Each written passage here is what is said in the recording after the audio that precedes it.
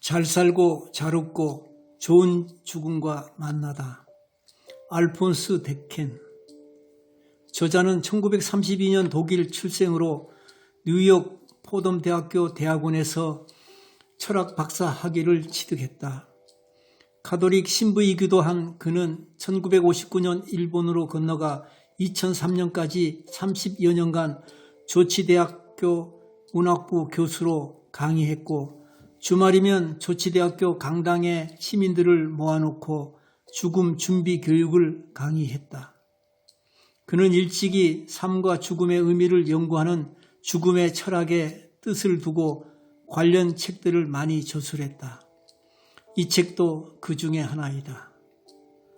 이 책을 한마디로 표현하면 지혜롭게 죽음을 준비하는 철학적 깨달음이다. 그는 죽음의 준비는 곧 삶의 준비라고 가르친다.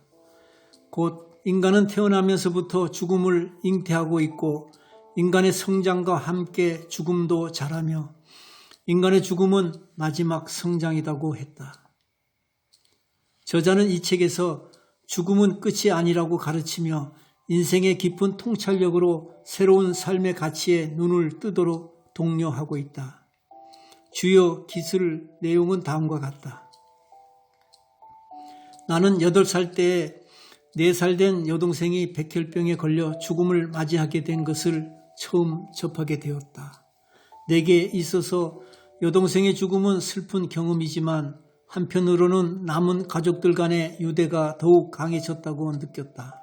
그리고 우리 가족 모두는 언젠가 천국에서 부활한 사랑하는 동생과 재회하게 될 것이라고 깊이 확신하고 있다. 훗날 내가 평생 과제로 죽음과 삶을 연구하게 된 것은 이후에도 계속되는 다양한 체험에 의한 것이지만 분명 그 시작은 4살 된 여동생의 죽음이었다고 생각한다. 제2차 세계대전 때의 일이다. 학창시절 하교하면서 집으로 향하던 중 연합군 전투기로부터의 기총소사 3번을 피해 구사일생으로 살아남은 것이 바로 나 자신의 죽음과의 첫 만남이었다. 그런데 죽음의 기로에 서 있다는 사실보다 더 깊은 삶의 만족감을 맛보며 살아있다는 것이 갖는 의미를 다시금 강하게 생각하게 된 것이다. 당시 2차 세계대전 속에서 죽음은 항상 우리 곁에 어두운 기운을 드리우고 있었다. 나의 즐거워야 할 소년 시절은 이렇듯 잿빛 세상이었다. 여행자로서 인간은 여행 도중에 몇 번의 전기를 맞이하게 된다.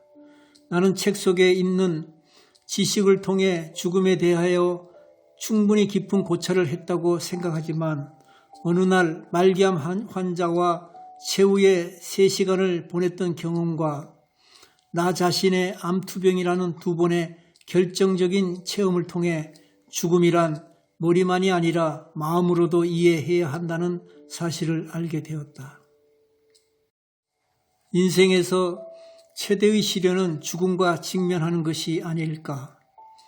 20세기 독일의 유명한 철학자 하이데거가 매우 적절한 정의를 내렸듯이 인간은 모두 죽음의 존재이며 이 세상의 삶을 부여받는 순간부터 죽음을 향해 걸어가는 여행자인 것이라고 했다. 그렇다. 죽음은 누구에게나 반드시 찾아온다. 인간은 100% 죽는다.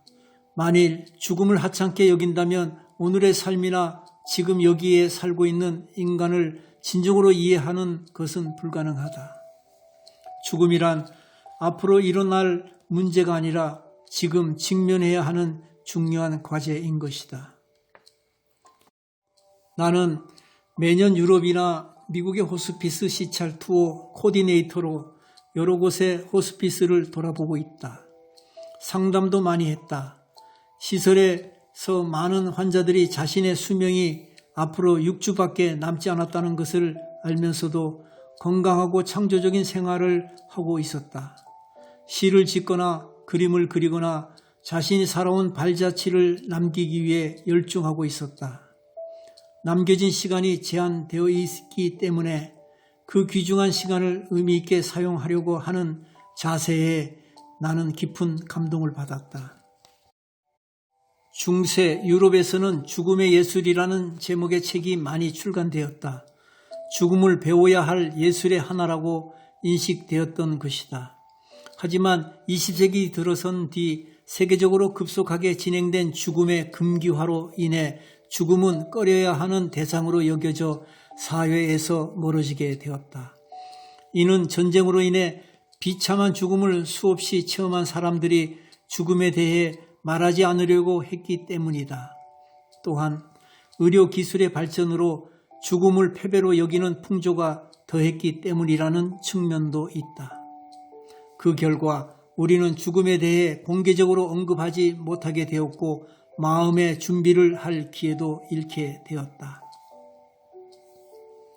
죽음을 생각하지 않고 삶을 이야기하는 것은 사고의 시야를 좁게 만든다고 생각한다. 인생의 의미는 분명 전생애라는 넓은 시야로 보아야 할 것이며 전생애란 삶과 죽음을 둘 다 포함된 것을 의미한다. 아무리 오래 살았다고 하더라도 인간답게 의미 있는 삶을 살지 못했다면 그것은 무의미한 삶인 것이다. 죽음을 긍정적으로 생각하고 제한된 삶을 보다 충실하게 보내기 위해서는 어떻게 하면 좋을까? 내 대답은 항상 감사한 마음을 잊지 않고 웃으면서 다른 사람을 위한 삶을 사는 것이다. 다시 한번 관심을 갖고 주위를 살펴보자. 분명 당신의 주변에서 새로운 삶의 보람을 발견할 수 있을 것이다. 정말로 죽음은 모든 것의 끝인 걸까? 죽으면 어떻게 되는가? 우리 인간에게 있어 바로 이것이 가장 중요한 주제라고 생각한다. 독자 여러분이 가장 알고 싶어하는 부분이기도 할 것이다. 사후의 삶이 정말로 존재하는지 증명하는 것은 현재로는 물론 미래에도 불가능할 것이다.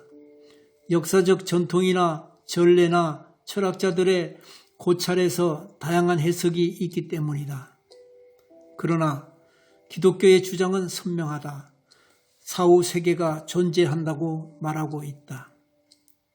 이상 경청해 주셔서 감사합니다.